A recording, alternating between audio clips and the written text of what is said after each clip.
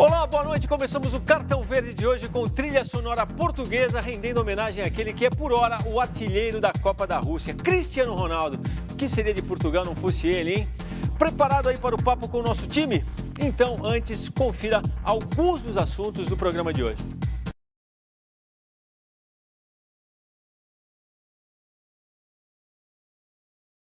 Aqui em matéria de futebol também não está fácil para ninguém. Mesmo quem se deu bem, caso da França, que se apresentou de maneira bem mais consistente do que o time peruano, o jogo não foi sossegado não. E o que só faz aumentar, né, a expectativa em torno do segundo jogo do Brasil, que amanhã às 9 da manhã encara a Costa Rica em São Petersburgo. Partida que será nosso grande tema, por mais que o tema Argentina tenha se agigantado depois da bela vitória da Croácia sobre o time de Lionel Messi, que mais uma vez está na Berlinda. Os argentinos fazem contas e a desclassificação soa neste momento como uma possibilidade para ser levada muito em conta. Coisa para a gente rechear com a opinião e a visão crítica do nosso trio de comentaristas, formado por ele, Roberto Rivelino, para quem esta data é muito especial, a gente já vai falar disso também. E pelos jornalistas Vitor Birner e Celso Zelt, que vocês acabam de ver. O Cartão Verde, que tem como convidado hoje o ex-jogador Zenon, campeão brasileiro com o Guarani, campeão paulista com o Corinthians, e ele aqui, antes da gente começar o programa, obrigado, Zenon, mais uma vez, obrigado. Campeão pelo Avaí, agora campeão pelo Atlético Mineiro, então, tricampeão com a seleção de Masters com o Rivelino. Mas não é isso que eu ia falar, não, eu ia falar do outro currículo, que a gente perguntou, Rivelino, Zenon, vai acreditar como comentarista, ele falou comentarista, professor de educação física, técnico treinador, de futebol, músico. Boêmio também ou não? Não, boêmio não. Boêmio não? Músico. Eu, se eu não fosse jogador de futebol, eu teria sido músico. E se não fosse músico, eu acho que eu seria ator. Eu nasci para proporcionar emoções, por incrível que pareça, viu, Vladir? Pois proporcionou. Aliás, bacana a gente lembrar também que no final dos anos 70, até o meio da década de 80, vestiu a camisa da seleção brasileira também. Eu vou aproveitar também, a estreia do Brasil na Copa da Rússia deu o que falar depois do empate com a Suíça. O que é que você acha que o destino nos reserva diante da Costa Rica? A alegria de uma derrota, aliás, a alegria de uma vitória, o desapontamento de um novo empate ou o castigo de uma derrota. Participe do programa com a gente, a bola está com vocês e nós estamos, como sempre, no Twitter, Jogo da Velha, Cartão Verde, mas por favor não esqueçam do Jogo da Velha, que é para poder pintar aí na tela o seu tweet. E eu não vou deixar o pessoal aqui hoje responder, não, por um motivo muito especial até, porque a gente tem o palpitão no último bloco, como a gente vai falar desse jogo, então eu vou fazer a roda andar aqui e mais lá no final do programa a gente fala sobre os prognósticos para essa partida. E como o nosso encontro é semanal, a gente separou aí também imagens da estreia da seleção brasileira, o empate com a Suíça por 1-1, para pegar aqui os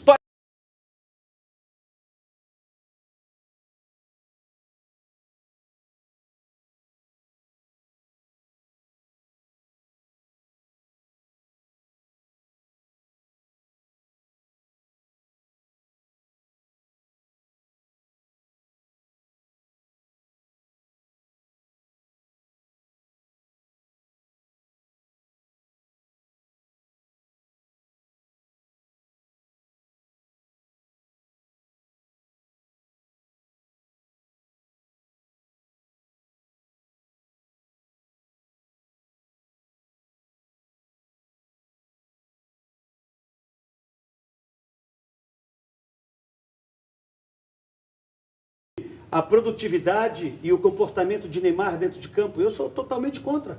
Ele é o cara. Se ele sair da nossa seleção fica à mercê. Bom, essa é a minha opinião. Tá dada. E essa expectativa sobre o Neymar era realmente muito grande em vários aspectos, físico, comportamental, tático também. Eu vou tocar a bola para o River e pedir para o pessoal colocar. A gente tem uma ilustração também com alguns lances do Neymar, na verdade falta.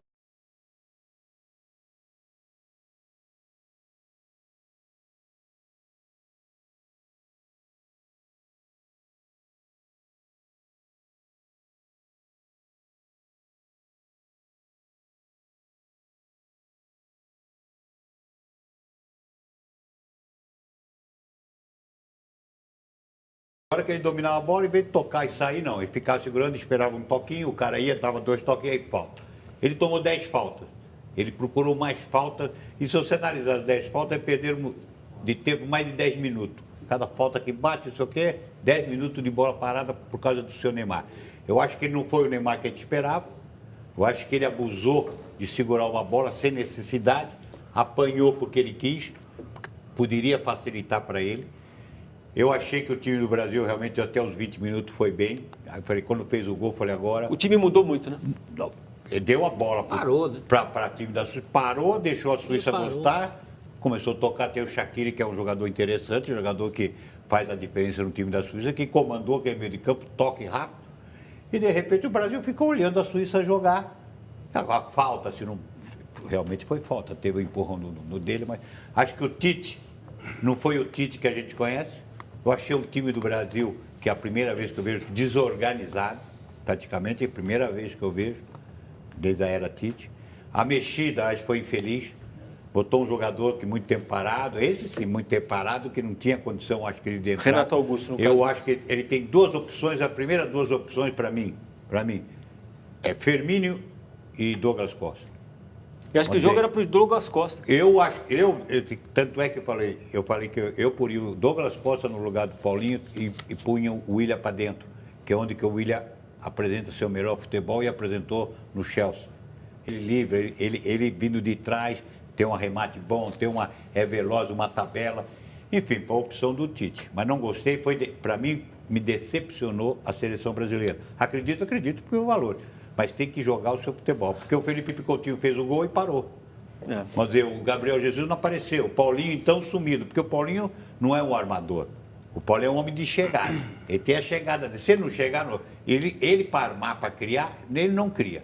Não é um jogador criativo. Tanto é a intenção do Tite em colocar o Renato Augusto para organizar mais o meio de campo, tocar mais essa bola, que ele tem essa qualidade. Nada contra o Renato Augusto pela qualidade. Porque se tivesse ritmo de jogo e jogando, até seria titular do time do Tite. Agora tirar o Casemiro, porque tomou cartão amarelo, isso aí então, se o Neymar tomasse o cartão amarelo, ele tiraria? Eu acho, sabe, a mesma coisa, o Pelé tomou um cartão amarelo, não, Pelé, vai sair porque você vai tomar o... Isso aí faz parte do futebol. É que a função do Neymar não é tão exposta para um cartão como é a do Casemiro. Mas o Neymar toma mais cartão que o Casemiro, se você for ver. E o Fernandinho entrou para fazer uma que não é a dele. Mas isso que eu estou falando, eu acho que o Tite foi o pior momento do Tite da seleção. Até ele estava mais ansioso até que os jogadores. Bom, eu gostei que a gente ficou em cima disso. A gente vai falar da Costa Rica mais pra frente. Queria ouvir o Vitor e o Celso também a respeito. Na substituição, ele me lembrou um outro Tite. O Tite antes da fama. O Empatite. Aquela história de mexer com dois volantes. Porque aí você fala, Douglas Costa e Firmino seriam as melhores opções. Mas está na cara que ele nunca vai botar os dois juntos. Então, essas coisas travam, né? O time travou, o Zenon apontou 6 jogadores que pararam. E se você pegar na cronologia do jogo, o time jogou menos de 1/3 dos 90 minutos. Com certeza. Quer dizer, foi isso que aconteceu. Quando a Suíça empata, eu concordo também com um gol irregular, mas no começo do segundo tempo, o time já tinha parado no fim do primeiro. No primeiro tempo, sem dúvida. E não voltou mais. Não voltou mais para o jogo. O caso do Paulinho é preocupante, porque o Paulinho é um jogador de infiltração. O que ele tem a oferecer é infiltração. Quando o adversário não permite essa infiltração, não tem Paulinho.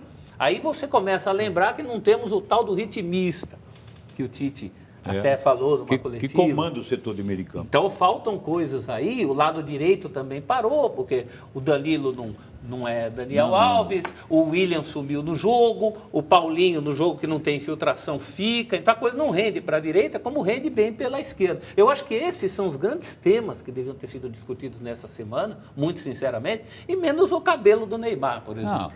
Fala, Vitor. Eu gostei do primeiro tempo, eu vou um pouco na contramão. Eu acho que o Brasil conseguiu se impor, uma estreia, ter atenção, ansiedade. Se a gente fosse apegar as estreias do Brasil em outras Copas do Mundo, até de grandes seleções, posso citar de 82, por exemplo, sempre foram tensas. E o Brasil conseguiu deixar o jogo muito desconfortável para a Suíça. Acho que o time desmorona no gol, e essa é a grande questão. Eu concordo plenamente com a arbitragem, inclusive todos os lances são checados pelo VAR. E aquilo é uma falta que a cultura do futebol não costuma marcar. Eu acho que quem viu lá de cima privilegiou a cultura do futebol. É óbvio que tem um pequeno empurrão ali. O Mourinho falou em um empurrãozinho, disse que não marcaria. O Wenger falou no empurrãozinho, disse que também não marcaria. Só para citar 2 personagens do futebol cotidiano. Não, né? Acho que até a reação do Miranda, porque você está jogando uma estreia de Copa do Mundo, você toma um empurrão que você acha que aquilo é passível de ser visto pela arbitragem, a atitude do Miranda seria outra, entendeu? Ele errou. O zagueiro não pode marcar olhando a bola. Independente. O zagueiro tem que marcar na diagonal para que ele tenha a visão da bola e da jogada. O posicionamento dos jogadores brasileiros era preciso. Só que quando o jogador da Suíça faz um movimento para entrar na área pequena, alguém tem que ir para o corpo a corpo. Não pode ficar na zona ali. Ali alguém tem que ir para o corpo a corpo. E o Miranda bobeou. Ele tentou marcar, colocando a mão no braço, tentando entender com o braço onde estava o jogador. Ele foi tatear, né? E ali ele cometeu o equívoco. Ali o Brasil desmorona. Quando o Brasil desmorona, eu entendo a tentativa frustrada, concordo com todos, de colocar o Renato Augusto, porque é um jogador inteligente, não tinha ritmo. Naquele momento o Brasil não tinha mais meio de campo. O Brasil passou a fazer um jogo burro, que era conveniente para a Suíça, porque a bola ia e vinha. E vinha. Tanto que o Shaqiri, citado pelo Riva, que depois teve realmente um papel muito importante no jogo, só depois da derrocada mental do time brasileiro é que o Shaqiri realmente passa a ser esse cara perigoso para o Brasil, que passou a ser... Eu acho que esse vai e vem justifica a saída do Casemiro. Com medo do Casemiro tomar um outro cartão. Se expor demais. Assim. Então, acho que o Tite tentou achar a solução durante o jogo. As mudanças não surtiram efeito, apesar de terem lógica. Eu, aos 35, só para falar do Neymar, 35, 34, teria tirado o Neymar. Eu sei que é um jogador que decide. Eu também teria. Zenon, imprescindível. Assim, não discordo de nada do que você falou, mas ele passou a tratar a disputa contra o Liechtensteiner uma disputa individual. Ele esqueceu que ele tinha que jogar para o time, e ele começou a tomar faltas bobas e chamar lances, e a falta, percebendo que o juiz dificilmente ia expulsar pelo critério. Eu acho que um jogador inteligente, ele é capaz de ter a leitura do que a arbitragem faz no jogo para poder usar isso a favor. Sim, vai preparando o nosso Twitter aí que eu quero botar a galera... E só um detalhe em termos do lance do gol, estava assim, tinha Paulinho, Casemiro, Miranda, Thiago Silva e Danilo aqui. E o cara... Tinha 5 contra 1 só. Pô, a zona tudo bem, mas eu concordo com o Vitor, você tem que olhar a bola e o cara. E esse com espaço mesmo que a bola venha, eu vou subir, eu batendo no ombro do cara, o cara já não vai cabecear com tranquilidade. Miranda, que com exceção desse lance, fez um grande jogo, porque como o Brasil atacou praticamente só pela esquerda, é normal que o time que tem Marcelo, Felipe Coutinho e Neymar explore mais onde tem mais talento, ele várias vezes tem que bater com um jogador de velocidade no mano a mano e ganhou todas. Tudo bem, mas sabe o que eu acho? Tá penso. Infelizmente, totalmente penso. Não, totalmente. E para a gente não ficar penso também, olhar só para o passado, que o Zenon, pelo jeito, já falou muito dele, vamos tocar a bola aqui para o nosso Celso Zé, eu te queria, como sempre, tirar da sua cartola aí curiosidades, histórias.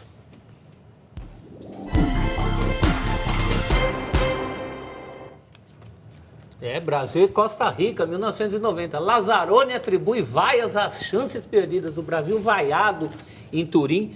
Nesse jogo de 16 de junho de 90, um sábado, Brasil 1-0 contra a Costa Rica. Primeiro confronto entre os dois em Copa do Mundo.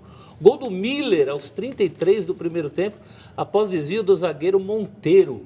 É um voleio, né, do Miller. Olha, futebol conta-gotas do Brasil deu sono. Na época foi um escândalo ganhar da Costa Rica só de 1-0. Era o segundo jogo do Brasil naquele grupo. Tomara que ganhe amanhã de 1-0. O Oscar Ramírez, técnico atual da Costa Rica, fazia parte dessa seleção aí. O Conejo, goleiro... E a gente já virou, já foi para 2002, Sansão. Então, 2002, segundo encontro Brasil-Costa Rica, 5-2. Aí o Brasil já estava classificado, o Filipão botou um time misto naquela campanha do Penta. Quinta-feira, 13 de junho de 2002, o Brasil já havia vencido a Turquia, 2-1 de virada, a China por 4-0. Segundo tempo, Gomes para Costa Rica, Rivaldo e Júnior, o lateral esquerdo que estava no lugar do Roberto Carlos. E Roberto Carlos era o titular. O universo curto e o Anchope depois, na saída de 2014 para cá, chegou a dirigir a seleção da Costa Rica antes do Oscar Ramírez. Acho que é o melhor jogador da história do país. Melhor jogador da história do país, né? A Costa Rica tinha um jogador, o Alexandre Guimarães, brasileiro, jogava em 90 pela Costa Rica. Em 2002... Você não quer chamar as telas aí também já? Vou chamar. Em 2002, ele era o técnico da Costa Rica. E ele é o pai de Celso Borges, que nos enfrentará amanhã. Está aí o confronto Brasil e Costa Rica, 10 jogos, o Brasil ganhou 9, só perdeu 1 em 1960, quando estava sendo representado por uma seleção gaúcha no Campeonato Pan-Americano. Nunca empataram, o Brasil fez 32 gols, a Costa Rica só 9, e na segunda tela os confrontos em Copa. São 2 jogos, sempre pela fase de grupos, que nem agora.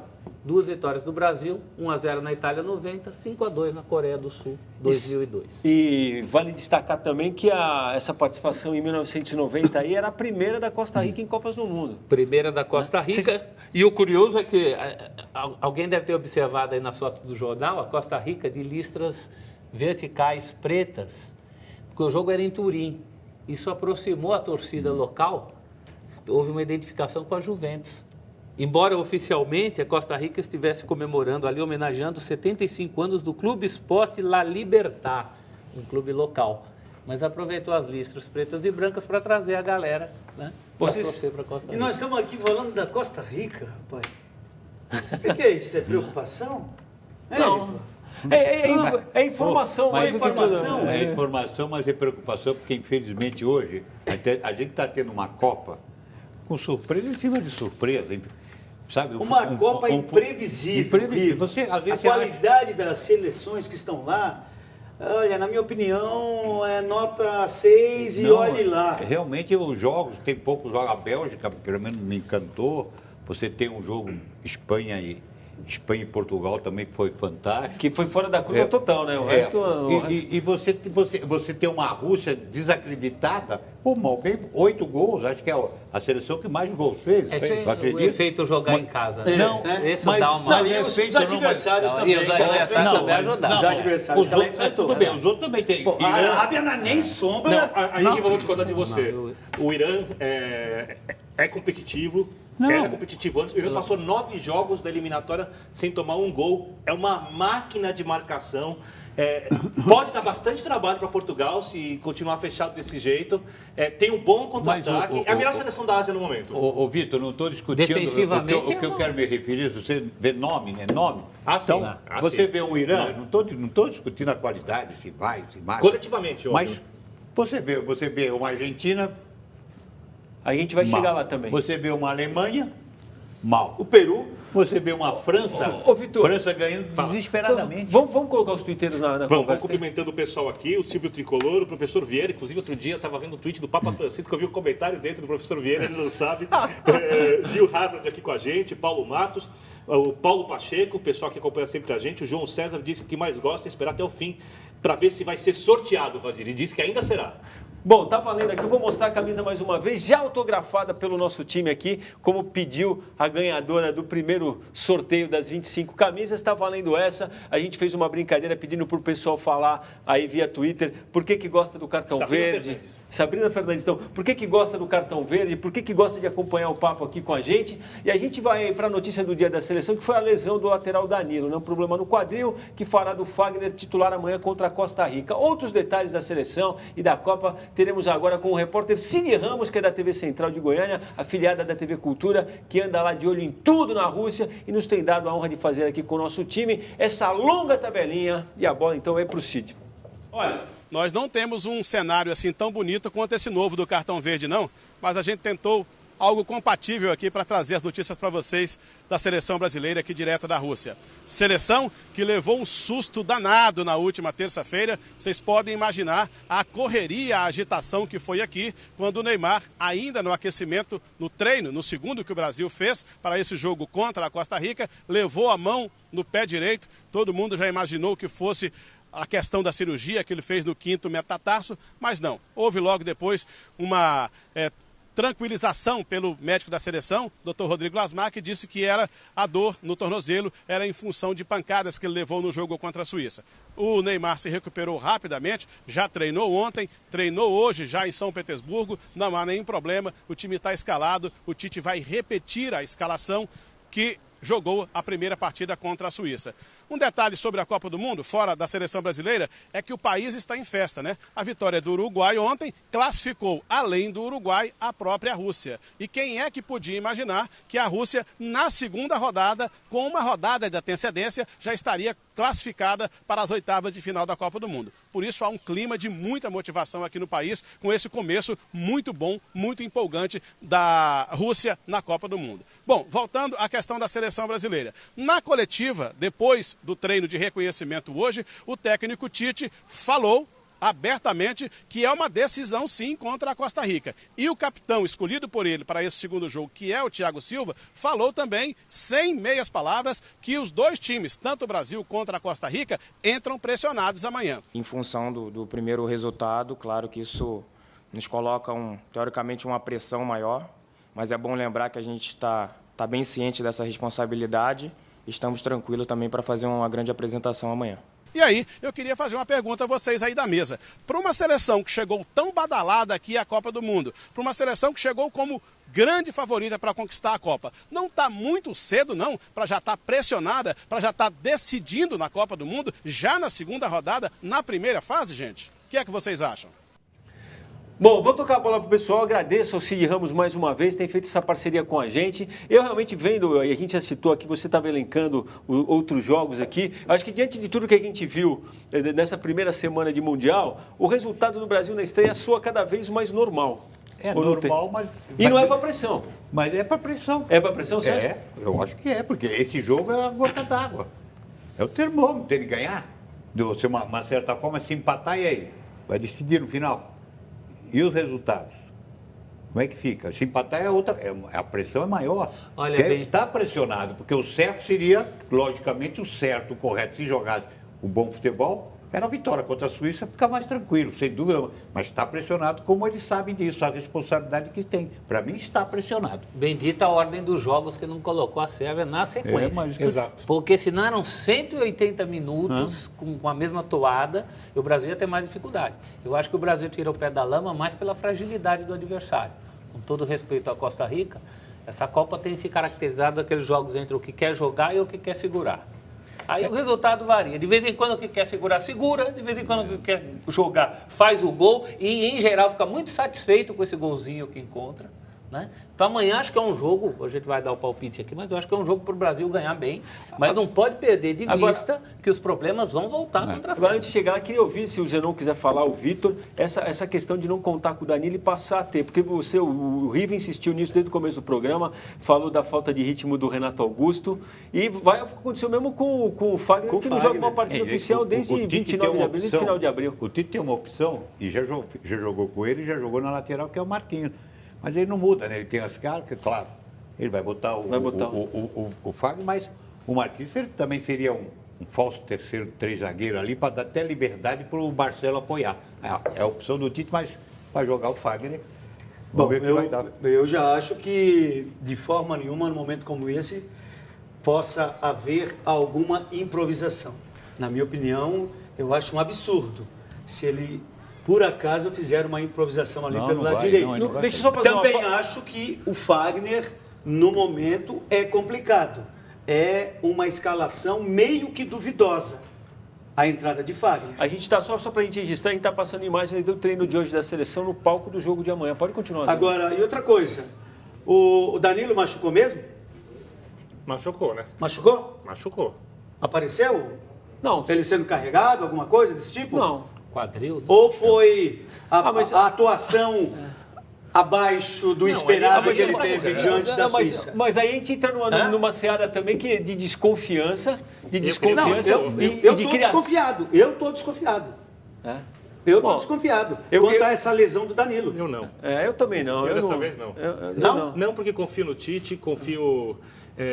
acho que o Danilo é a preferência. O Tite, quando explica a convocação dos jogadores, ele fala sobre rodagem, quantos jogos jogaram em Liga dos Campeões, em Liga Europa. E nisso o Danilo está à frente do Fagner. É óbvio que o Brasil tem um problema de entrosamento do lado direito. A seleção foi montada por Daniel Alves. Mas, Vitor, peraí. Se por acaso o Daniel Alves tivesse em condições para ir para essa Copa, qual seria o segundo jogador a ser convocado? Eu acho que o Danilo. Não Fagner. Eu acho que o Danilo. Eu acho que o Danilo também. Para mim seria o Fagner. Agora, eu vou te explicar o porquê. Para mim era o Fagner que seria convocado. Vou te explicar o porquê. Na esquerda ele chama o Marcelo, muito avanço, e um jogador, Felipe Luiz, marcação. Para ter, como ele mesmo falou, opções de se adaptar à necessidade do jogo. O Danilo marca mais que o Fagner. Então ele teria o Daniel Alves, que apoia muito, e o Danilo como Mas opção. Os jogos preparatórios que o Tite fez, ele não levou o Fagner? Porque ele sabe que não, ele tem que dar alguma rodagem, ele fez que testar os jogadores. Ele levou o Fagner. Levou alguns outros jogadores. Mas, e ele levou o Danilo na fase de preparação? Levou em alguns jogos. Não, muito pouco. Levou em alguns jogos. Que eu saiba, o Fagner foi mais do que... O reserva imediato dele era o Danilo, era o Fagner. Até a hora da onça beber água. Aí ele começou a ficar com dúvida. Será que a contusão do Fagner também fez com que o Danilo fosse titular? Porque o Fagner ficou machucado até pouco tempo. É verdade. Esse é um detalhe... Agora, só uma explicação, Vladir, porque os laterais devem ser bem testados. A Costa Rica é um time que joga realmente no ferrolho, ou tenta montar um ferrolho. Ela conseguiu manter por algum tempo, contra a Bélgica foi muito mal no amistoso, mais ou menos contra a Sérvia. A temida linha de 5, que o Tite tanto falou antes da Copa do Mundo de preparação, ele vai ter que finalmente encarar. Só para as pessoas entenderem, são 3 zagueiros, 2 laterais na mesma linha. 4 jogadores à frente, no meio de campo, e um jogador adiantado, o Urenha. Quando retoma a bola, contra-ataque. Os 2 jogadores laterais do lado dos zagueiros vão para a linha dos volantes, e os 2 caras que estavam na linha dos volantes, que são o Brian Ruiz e o Vanegas, do lado esquerdo, viram atacantes do lado de campo. Por isso que não tem um centroavante de verdade. Ou seja, são 3 velocistas. Perdeu a bola, recompõe na frente da linha da grande área. Ou seja, é um jogo de defesa e contra-ataque, ponto, e o Tite sabe disso. Agora eu vou falar um negócio para vocês. Velocista é coisa que não falta nessa Copa do Mundo. Agora, nego para chegar no final, depois do pique, saber o que fazer com a bola, tá difícil de achar um, hein? Agora, tá difícil de achar um. Qual seria o plano... Você acha que o Tite tem um plano B? Eu acho que ele tem mudanças dentro do mesmo sistema. Por exemplo, ele pode um dia colocar o Douglas Costa na esquerda, o Neymar pelo meio, e se ele quiser, por exemplo, dar um pouquinho mais de drible, ele pode jogar o Felipe Coutinho na direita. Se ele achar que tem que segurar um pouquinho mais, ele tinha até dúvida antes do Mundial, ele pode colocar Fernandinho, todos os gestores. Ele pode colocar Fernandinho e Paulinho por dentro. Ele não muda a maneira do Brasil jogar. O 4-1, 4-1, 4-3-3, ele não vai mudar. Então, ele pode mudar a característica do sistema e torná-lo mais ou menos ofensivo. Isso que eu estou falando, eu acho que é importante. Uma coisa não está dando certo, você não ficar insistindo Mas e mudar. Mas não dá para mudar agora, Riva? Não, mudar não. É mudar um lado, botar um jogador que nem um Douglas Costa para quebrar a linha, que é um jogador pelo lado direito, não pelo lado esquerdo. Pelo lado direito. Não eu pelo gosto lado também esquerdo. pelo lado direito. Não pelo lado esquerdo. No Bayern cansou Todas de as jogar. vezes que ele jogou com o Tite na seleção, Douglas Costa jogou pelo lado direito. Pode jogar por ambos os lados. Se quiser que jogue com o pé invertido, se quiser que chegue a linha de fundo. É que na esquerda não precisa, tem muita gente. Tem muita. E outra coisa, se jogar pelo lado esquerdo vai tirar o espaço do Neymar. Não, o Neymar pode vir jogar por dentro. O Neymar é acostumado a jogar pelo lado esquerdo, Vitor. Mas, por exemplo, o Neymar, no jogo desse jogo, o Neymar, para ele ter mais liberdade, ele colocou o Felipe Coutinho por dentro, junto com o Paulinho, o Willian na direita, o Neymar na esquerda. Na recomposição, quem ia para a esquerda era o Felipe Coutinho fazer a parede na frente do Marcelo. Quando o Neymar jogava no Barcelona, por exemplo, para o Messi e para o Suárez ficarem adiantados, quem recompunha era o Neymar. Ou seja, ele já fez uma adaptação com o Felipe Coutinho ali. Sabe o que eu acho? É previsível a maneira como joga o Tite. Infelizmente, hoje é muito previsível em termos de marcação. Então você tem o Neymar aqui, o Gabriel, o Coutinho aqui, o Paulinho aqui e o Willian Berg. Que eu já não gosto do Willian Berg, mas tudo bem, ele quer, mas tudo bem. Mas é tudo previsível, numa movimentação. Por isso que às vezes eu falo que o Firmino, quando entra, movimenta mais. Dá mais qualidade nesse aspecto de movimentação do ataque. Dá espaço mais para o time tem um talento, mas ele tem um certo ritmo também. Também acho que um cara como o Firmino coloca um tipo de explosão diferente. Aquela fumaça que o Rivelino tanto fala. É que o Firmino no Liverpool ele não é um centroavante. O centroavante é o Salah.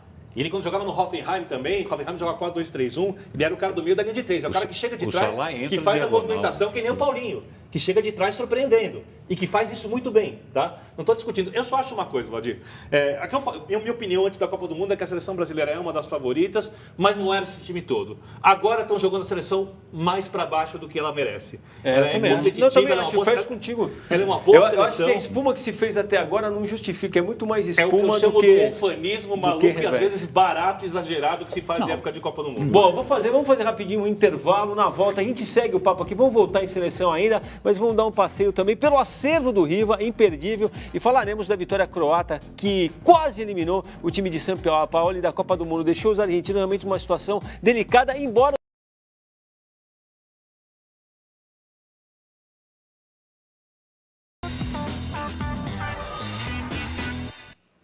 Estamos de volta com o Cartão Verde. Olha, não vou dar muita volta não. Sem firula, convido vocês a dar com a gente, a partir de agora, mais um passeio pelo nobre acervo desse craque brasileiro chamado Roberto Rivelino.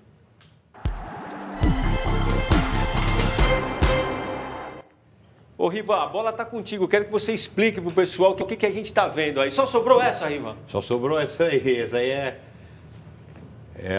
a relíquia, né, de 70. Porque ela não tinha muita ideia, né? Realmente você falou uma coisa que está escrito umbro, mas Eu treinava com atleta, não sei porque tem ombro, mas é só O Celso vai te explicar. Mais uma vez o Celso vai esclarecer sua história. Porque a gente já está tão acostumado ao negócio de atleta, e de repente está o ombro aí, porque a gente treinava, né? Eu achava que era.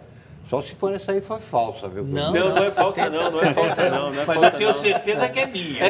Tem até uma graminha ali do Stagastec. A graminha, você viu? Não viu ali? Graminha, dá para leiloar a parte. Ué. Eu acho legal que a gente passa tantos anos, né? Que ontem, né? Foi eu. Quantos anos? Hoje. É 48. 48 anos. Hoje. É. 48 anos atrás, daquela maravilhosa Rivelino e toda a seleção brasileira se sagraram Então essa daí foi campeãs. uma das camisas que sobrou realmente. Você colocou num quadro. Agora, tem uma... que quem priva da amizade do Riva e vai lá no sítio, vai encontrar a camisa desse jeito, lá num pastelzinho de vidro, muito bem enquadrada, lá no alto, intocável. Agora, não é à toa que você ficou, a gente separou aí uma cena até famosa, que se deu depois do apito final da grande decisão entre Brasil e Itália lá no México em 70, está completando... Que eu desmaiei. Não, vai ter uma cena aí, essa não desmaiou não, se você desmaiou, pelo menos não tem registro. Ainda bem. E essa imagem vai dar uma ideia pra gente, quanto foi difícil para os jogadores do Brasil voltar para o vestiário com a própria camisa. Eu falo para você, eu não tenho certeza que essa camisa... Não, mas claro, que não seja do jogo. Que foi a do jogo, não sei. Não vou afirmar, mas foi uma das camisas que eu usei. Riva, na Copa do Mundo. vocês tinham uma camisa por jogo, tinha que guardar e lavar? Como é que funcionava? Tinha duas, não é? A camisa é duas, aí trocava, duas camisas para o jogo. E a gente trocava. Porque antigamente não tinha muito esse negócio de troca, né? De gozado, não havia essa. Não, lá no meu time, se eu trocava, pagava. Não. Se eu trocasse. Não. Pagava. Mas em 70 você jogava o primeiro tempo, trocava, pegava outra camisa. Aí terminava com a camisa, eu dava. É engraçado que na imagem ali tem um jogador italiano que eu não soube identificar, talvez o Celso com a memória dele. O camisa 8 que ele sai correndo. Eu não sei se ele queria te pedir a camisa também, ou se queria arrumar alguma confusão. Ele pegava o sombreiro do mexicano. Eu sei que a confusão acabou deixando ele pelo mesmo caminho. E como eu tenho certeza que vocês estão loucos para falar da Argentina também, a seleção argentina continua tendo um quê de calma. Jogando daquele jeito. Ele foi dar um toquinho, quis dar um toque pro outro aqui, atrasou a bola para ele. Só para colocar a casa aqui, acho que tem duas coisas. O Celso, eu acho importante ele fazer esse registro, porque tem muita gente escrevendo até que a Argentina já está desclassificada e a coisa é menos negra do que parece. Então, primeiro eu queria... Na matemática. Na matemática. A gente sabe que o moral da Argentina está lá embaixo. Pô. Tomou 3-0. Agora, na matemática, a Argentina tem 1 ponto. Temos o jogo entre Nigéria e Islândia. Em caso de vitória da Nigéria, a Nigéria faz 3, a Islândia para em 1.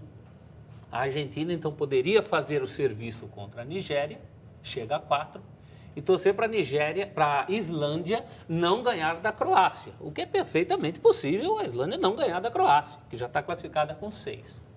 Uma outra situação, o empate entre Nigéria e Islândia, resultado perfeitamente plausível, aí a Islândia iria para 2, a Nigéria só com 1, na mesma condição da Argentina. A Argentina teria que fazer 4 pontos ganhando da Nigéria e aí torcer para a Islândia pelo menos empatar com a Croácia. Né? Agora, a situação ruim para a Argentina é se a Islândia ganha amanhã. E a possibilidade. Que é uma possibilidade. Mas a Islândia não é muito de ganhar. A Islândia é mais de empatar. Mas a Islândia, ela com a Argentina, ela foi mais defensiva do que ela é normalmente. Ela vai sair mais para o jogo. Eu vi alguns amistosos, óbvio, não é uma seleção ofensiva, futebol arte, mas ela vai mais para o jogo do que foi contra a Argentina, porque é a característica dela. Ali ela fez uma adaptação para enfrentar uma seleção mais técnica e bagunçada. E funcionou. Mas os resultados, porque a gente está falando muito em milagre. Esses resultados não são milagres. Esses resultados são resultados, eu acho que até a lógica. Eu só acho que o Messi tem muita responsabilidade, muito mais do que falam. O Messi veta jogadores, como fez com o Tevez. O Messi, por exemplo, em março declarou que o Dybala não sabia como é que era, porque eles ocupam o mesmo espaço do campo. O Messi não pode ser contrariado. O Messi, se não quiser um treinador, a AFA, que era uma bagunça e tem mais possibilidade do que todo mundo, não vai colocar o treinador ali para contrariar o Messi, senão ele recusaria a seleção. O Messi, você vê ele procurando a bola em qualquer lugar do campo. O sistema de jogo, entre aspas, o sistema de jogo é para ele não está resolvendo. Mas posso falar uma coisa? Vendo a partida hoje, no começo do jogo, pelo menos os primeiros 15, 20 minutos, ele estava numa doação tremenda. Não, ele quer ganhar, isso é muito claro. Ele estava chamando a responsabilidade. Ele quer ganhar para ele ou para o time? Sabe que eu penso um pouco, acho que está rachando o grupo. Não, você tem o Di Maria, você tem o Higuaín, você tem o Dybala. São jogadores, pelo amor de Deus. E outra coisa, Riva, não entendi, vendo o jogo também, não entendi tirar o Agüero. Que também era um cara que estava se movimentando bem. Mas está esquisito, para mim a seleção argentina está tendo problema. Eu achava até, porque, apesar que não tem ele, Messi também não tem essa postura de agregar, eu acho. Exato. De pelo menos chegar a trazer, pessoal, vamos, pô, uma oportunidade, eu quero, vamos abraçar, vamos tentar. Me parece que ali... E uma coisa também, temos que falar do treinador, que para mim é muito bom, só que ele precisa de tempo. E sem tempo, ele ganhou um jogo oficial. Ele ganhou o jogo do Equador. Foi o único jogo oficial que ele ganhou desde que ele assumiu a seleção argentina. Ele não ganhou nenhum outro jogo. Tomou a goleada da Espanha. A seleção vinha mal, o que acontece no Mundial é apenas uma continuidade do que vinha acontecendo antes, a seleção não se acertou, e quando você pega uma seleção com pouco tempo, aí é aquela velha fórmula, as linhas de 4, o jogador fazendo o que ele faz no clube, ele deslocou vários jogadores, por exemplo, o Tagliafico é lateral esquerdo, hoje foi zagueiro pela esquerda. Né? O Mesa ele joga mais por dentro. Acho que essa coisa, ele mesmo falou depois da partida, os jogadores não entenderam a minha proposta para esse jogo. Acho que ele precisava ter uma coisa mais universal. Ele deve ter observado isso nos treinos. Né? E não era para esse jogo, né? Na preparação. Lógico. Teve tanto tempo a preparar a seleção para a Copa. Vou te provocar, Vitor Vene, senão você não vai. A Yunis Mohamed Saleh aqui pelo Twitter. Faz tempo, aliás, que não via, hein? Era sido em outros tempos no nosso Twitter. José Coura, o Paulo Moreno, falando aqui sobre o programa. José Carlos Carvalho, João Ataíde. Fazendo uma pergunta, eu já passo para a gente vai voltar a falar de seleção brasileira. Acho que o tema que ele coloca aqui é importante. Quer citar mais alguém? O pessoal que está elogiando o programa, o Thiago Vidal, o Du Gasparini, a Thaís Ferreira Bassan, o Márcio Assunção, o William Chacou Marque, diz que gosta muito do programa, que os comentários são inteligentes e gostaria muito de ver o ex-jogador Tupanzinho um dia aqui como convidado, Vladir. Essa é uma boa. Bom, e as primeiras seleções a entrar em campo nesta quinta-feira foram... de vídeo é meio neo, né, Vitor Vene? Muitas vezes sim. Né? Eu gostei do toque de bola da Austrália, depois da metade do primeiro tempo. Não sei se competitiva, porque aquele negócio, os caras correm, os caras trocam passe numa zona do campo que não é aquela zona que decide tudo, entendeu? Porque é uma fumacinha que não resolve nada, entendeu? Tem força física, mas ainda falta ali um certo talento. Os Socceroos não são tão fortes assim. Entrou um rapaz hoje, o mais jovem da Copa, jogando pela Austrália. Armandi. Ele é, para mim, uma esperança para esse time da Austrália, para o futuro. Esse time tocava a bola numa zona que não era... Não, na hora que pega, você sabia esperar. Eu vi o primeiro tempo da Argentina, nem isso a Argentina conseguia fazer. E a Austrália, não deu nem isso. E a Austrália contra a França já tinha exibido um futebol suficiente para merecer um empate ali. Então, vamos aproveitar e falar da França também pelo grupo C, a França... O Griezmann tocando sempre a bola de primeira, como quando o Mbappé, na verdade fez vários lances de efeito, tocando de letra, essa coisa toda, mas vinha sempre na cabeça, puxa vida, tomara que o Neymar veja isso, eu sei que são estilos diferentes, jogadores diferentes, mas é uma objetividade de usar a velocidade na hora certa, sabe? Mexer com o brilho do adversário. E facilita o jogo, facilita. Até um baita elenco, né? Eu gostei da França, viu? Gostei da França. A França foi um time... como você já falou, bem organizado taticamente. Consciente, né? A tática elaborada pelo treinador, ela foi muito eficiente. Os jogadores trataram realmente de valorizar muito o posse de bola e também de atacar. Então, eu também acho que a França vai chegar... Individualmente, tem longe, jogadores interessantes. Vai chegar longe. Tem jogador... E realmente hoje individualmente é a seleção mais forte da Copa. Olha, mas tem um jogador como coletivo ainda não. Eu acho que pela apresentação que ela teve, né, nessas duas partidas, nos leva a acreditar que ela vai muito além. É uma das favoritas. Vai muito além. Se crescer. Como você falou, foi uma seleção que pelo menos mostrou um bom futebol nas duas partidas. Além das opções, dois baita volantes. O Kanté e o Pogba, Matuidi na esquerda, Mbappé na direita, Griezmann pelo meio, com a entrada do Giroud, No primeiro jogo atuou sem uma referência. E o Griezmann nem jogou tanto, hein? Nem jogou tão bem assim. Nem precisou jogar tanto. O Giroud para a bola e esses jogadores conseguiram se aproximar dos jogadores e funcionou. Apesar que, para mim, a seleção que mostrou melhor ele mudou um pouquinho agora, o time também, né? De um jogo para o outro. Mudou o time de um jogo. Entrou Matuidi, mudaram os laterais, assim, a seleção entrou o Giroud desde o começo, que entrou durante outro jogo. Seleção que mostrou melhor futebol? Espanha. Eu também acho. Espanha. Apesar da dificuldade. Eu falei Armani. Espanha. Eu discordo completamente. Então a gente vai esperar, eu vou chamar só no último intervalo. Eu ia botar a Espanha aqui na hora para vocês fazerem uma comparação Antes com a de você França. chamar, só uma retificação. O Armani não é Armani, é Arzani. O rapaz da Austrália. Jogador da Austrália. É, E a Alemanha, uma marca de segundo roupa. Armani é esse aqui, num site oficial da Alemanha, disse que isso antes da Copa do Mundo, que o Repete jogador... desde o início que eles estavam falando. O Gerd Wenzel, especialista em futebol alemão, SPN, falou que no site oficial da Alemanha foi publicado antes da Copa do Mundo que o elenco estava rachado, que os jogadores mais jovens não se entendiam com a geração antiga, que tinham dúvidas sobre a lentidão da recomposição defensiva, sobre quem ia atuar na zaga. Havia certo problema de ego. Ou seja, era uma Alemanha à la Brasil, do que pior o Brasil pode mostrar, meio argentinada antes da Copa do Mundo, e pelo menos o jogo de ida contra o México, com baile de Juan Carlos Osório, isso foi comprovado. Baile. Cara do Rio. Com aqueles jogadores do México. A Alemanha realmente, eu achei você lenta, sem criatividade. A bola pegava, parecia que eles estavam treinando. A Alemanha? Aí você precisa ver a Alemanha de novo, hein, Rival? Mas aí a gente já volta ao nosso assunto. Vamos fazer rapidinho nosso último intervalo.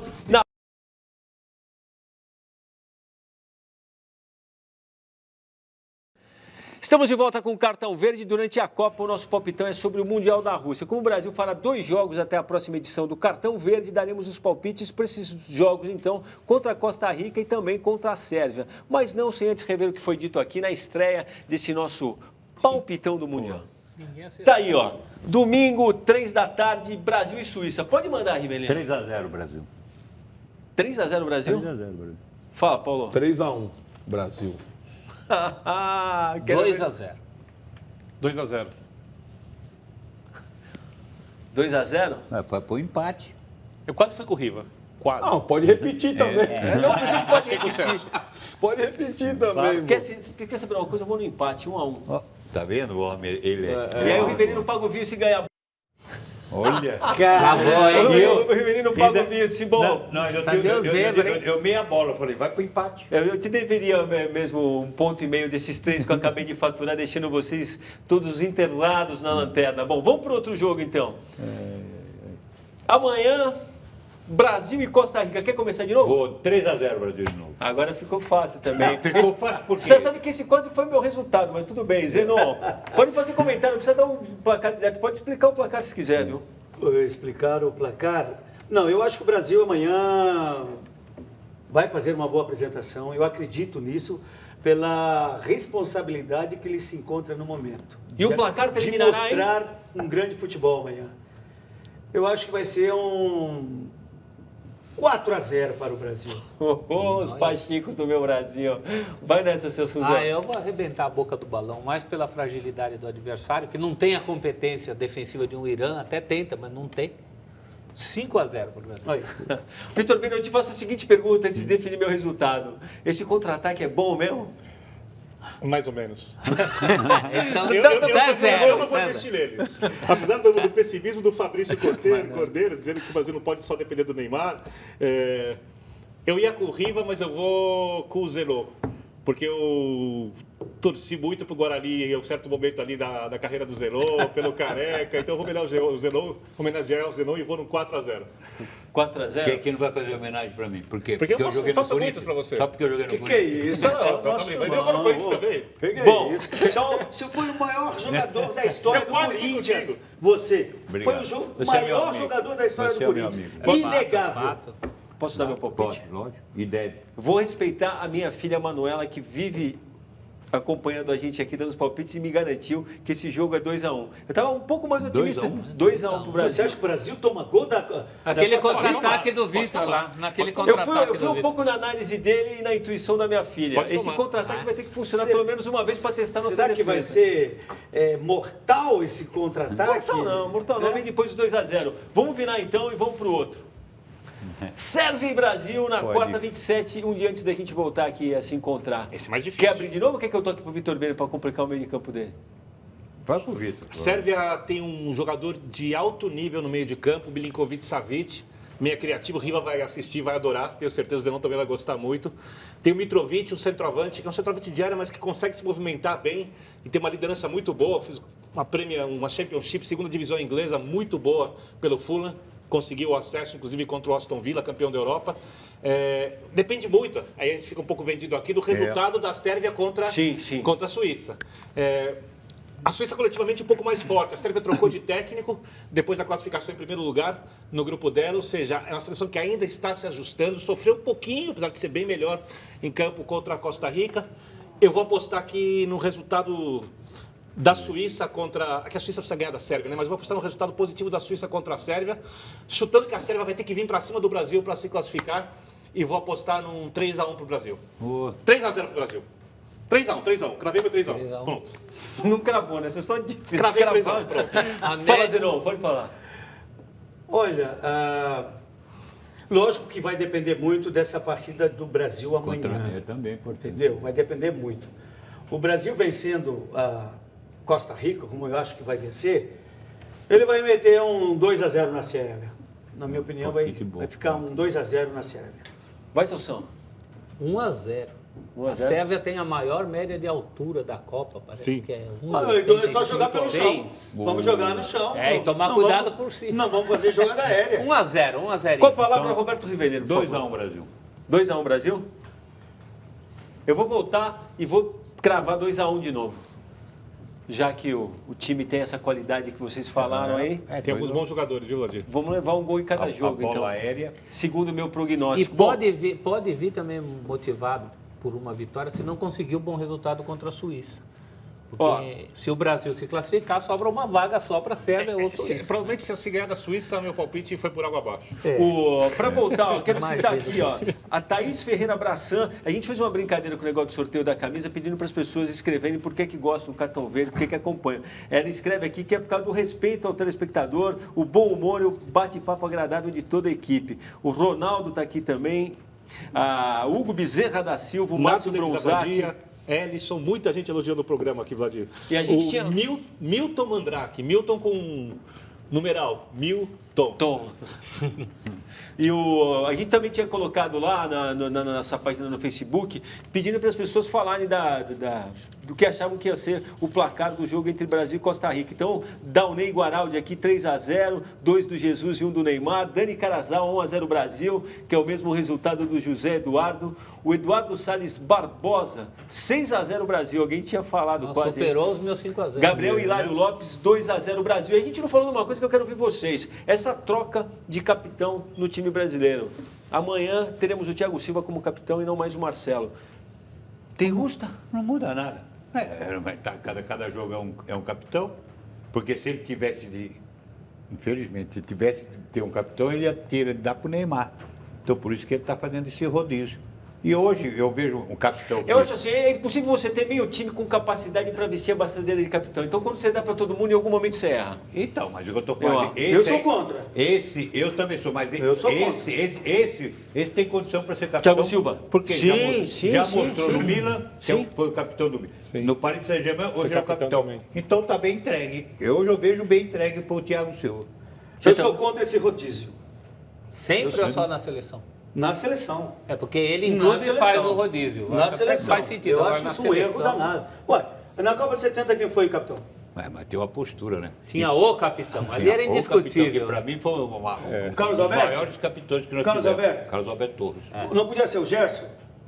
Você? Não, mas a figura era o Carlos Alberto. Você foi, não. você foi Eu capitão indiscutível. Para mim era o Gerson, o capitão, ao invés de Carlos Alberto. Para mim, eu vi o capitão. E a figura do Thiago Silva, para mim, também é muito forte nesse sentido também.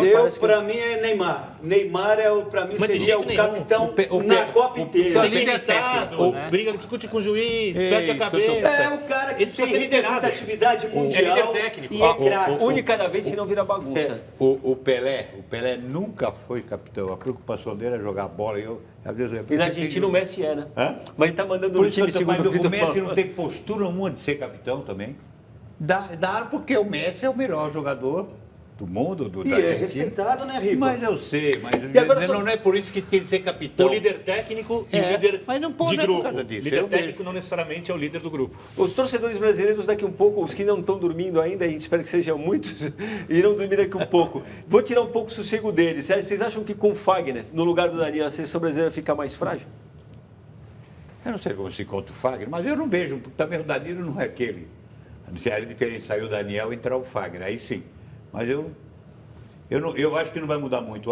Até eu gosto, teórica, eu gosto mais do Fagner do que do Danilo. Em termos ofensivos? Em termos de ofensivo, apoiar e de marcar também. Apesar que ele tem uma chegada boa, mas isso aí faz parte do jogo. Mas eu gosto mais do Fagner do que do Danilo. Me agrada. Vamos ver. Tomara que ele seja feliz. O lado direito é um problema com o Fagner. Mas tem que ser solucionado. Uma seleção campeã não será campeão do mundo. Então, tem que ser solucionado.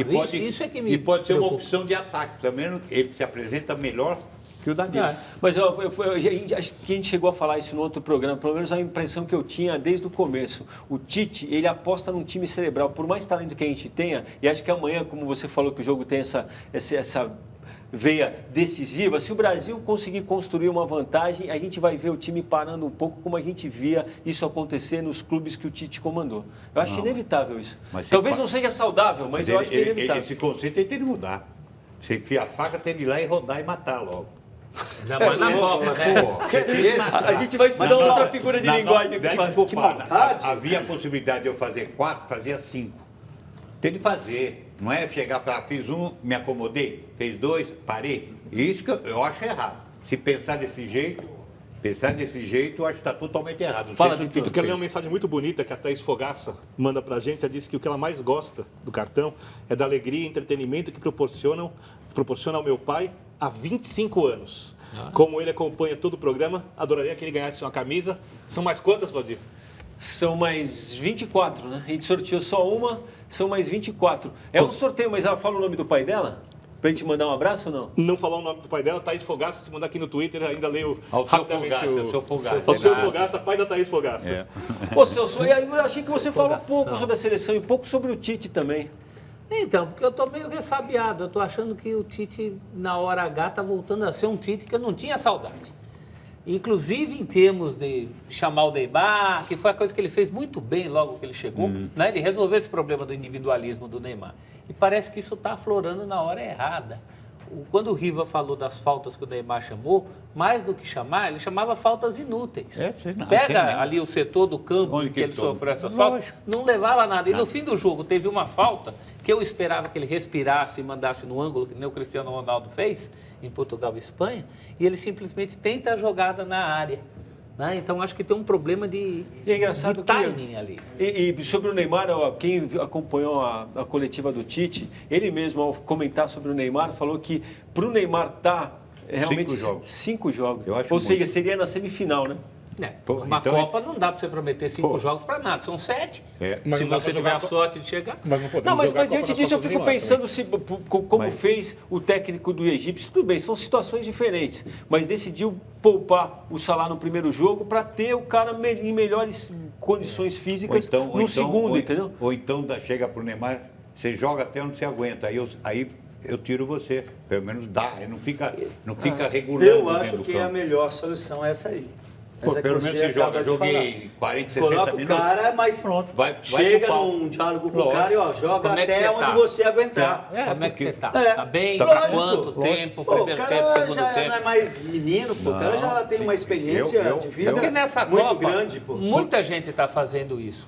A Colômbia fez isso com o Rames. Sim, o Rames estava contra o Japão, o Rames estava para entrar depois. Eu acho que no caso do Salah, teve um erro estratégico ali. Isso acabou custando a classificação.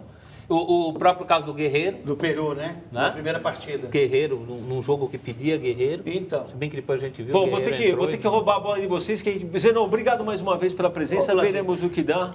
Sempre um prazer muito grande, ainda mais aqui com o meu ídolo do meu lado aqui. Ué, você é louco? Carlos Alberto Fogaça, o pai da Thaís. Então fica aqui o Carlos nosso abraço Alberto. pro Carlos Alberto. Não me chegou aqui o nome do ganhador. Vocês receberam aí? Paulo Portugal. Ah, tá aqui, é. Paulo Portugal. Paulo Portugal, então, a camisa é sua a partir de agora. E a gente já falou aqui ao longo do programa que há exatos 48 anos, no 21 de junho de 70, o futebol brasileiro terminava de escrever no México um dos mais brilhantes capítulos da história do futebol mundial, se não o mais impressionante e bonito de todos também. A gente costuma dar prioridade a datas redondas, mas não dava para deixar a data passar, até porque a Copa de 70 segue sendo de arrepiar. A vocês, obrigado pela companhia. O Cartão Verde volta na próxima quinta, 10h30 da noite. Uma boa sexta e que venha a Costa Rica.